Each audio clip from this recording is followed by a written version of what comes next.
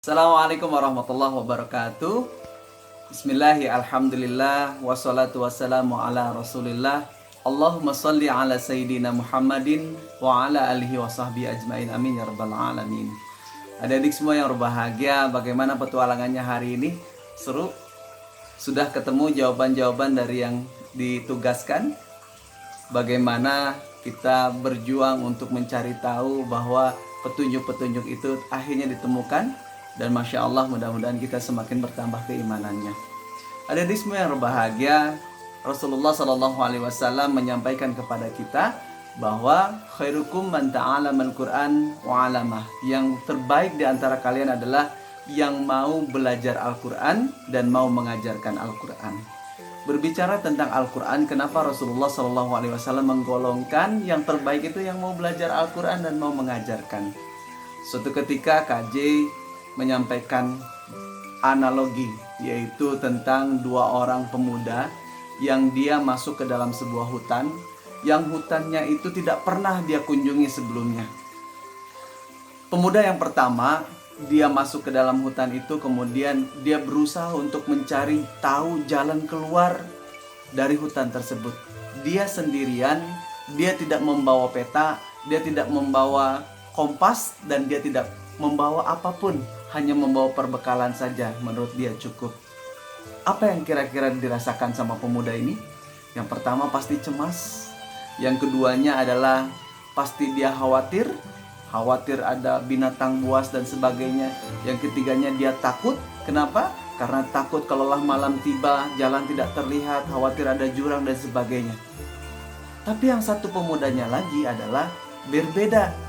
Ketika dia masuk ke dalam sebuah hutan itu tidak pernah dia kenal dan belum pernah dia masuk ke dalamnya, tapi dia didampingi oleh satu orang yang asli orang sana, di dalam hutan sana, dan dia tahu persis hutan itu seperti apa, iklimnya seperti apa, di depan ada jurang ataupun ada bahaya, dia akan tahu. Dan dia membimbing pemuda yang kedua ini. Kira-kira apa yang dirasakan pemuda kedua ini? Dia akan jauh lebih tenang, dia akan lebih tenteram, dia akan merasa lebih aman. Kenapa? Karena ada yang memberikan petunjuk kepada dia. Maka adik-adik semua yang berbahagia, seperti inilah analogi seorang yang pertama adalah dia yang tidak mengikuti atau tidak belajar Al-Quran.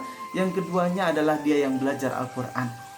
Ketika seorang yang belajar Al-Quran, maka dia akan tenang, tentram, nyaman. Kenapa? Karena dia memiliki petunjuk dalam hidupnya. Apa yang dia harus lakukan, apa yang dia harus kumpulkan, apa yang dia harus persiapkan untuk bekal nantinya di ujung hayatnya atau di ujung tujuannya, yaitu akhirat.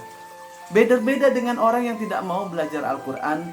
Dia akan bingung, dia akan melakukan apapun yang menurut dia baik, padahal itu tidak benar untuk dirinya. Kenapa? Karena dia tidak memiliki petunjuk. Maka adik-adik semua yang berbahagia, kita beli mobil baru tentu ada petunjuknya, bukan? Bagaimana cara mengendarainya, bagaimana cara merawatnya, bagaimana supaya kendaraan ini tetap terjaga performanya, betul?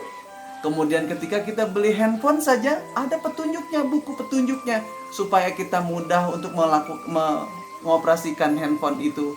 Dan ketika kita melakukan perjalanan, kita pun akan melihat kanan kiri ada marka jalan, ada petunjuk kemana arah Jawa, kemana arah Sumatera, kemana arah Jakarta, kemana arah Bandung. Kebayang kalau seandainya kita berjalan menuju ke suatu tempat, tapi di perjalanan tidak ada petunjuk, maka kita akan sasar dan kemudian kita akan tersesat. Apa yang terjadi? Adik-adik semua yang berbahagia. Oleh karenanya Al-Quran penting untuk kita pelajari, untuk kita sama-sama di dalamnya mencintai Al-Quran.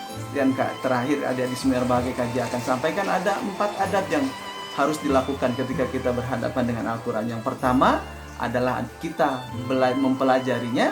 Yang kedua, kita membacanya. Yang ketiga, kita mentadaburinya. Yang keempat adalah kita mengamalkan isi kandungan Al-Quran. Terima kasih adik-adik semua yang berbahagia. Mudah-mudahan review ini bisa menambah semakin yakin dan semangat kita untuk belajar Al-Quran dan membaca Al-Quran. Mudah-mudahan Ramadan ini semakin bermakna dengan petualangan Ramadan di rumah aja bersama Biwet Management. Bersama Kak J. Terima kasih. Assalamualaikum warahmatullahi wabarakatuh.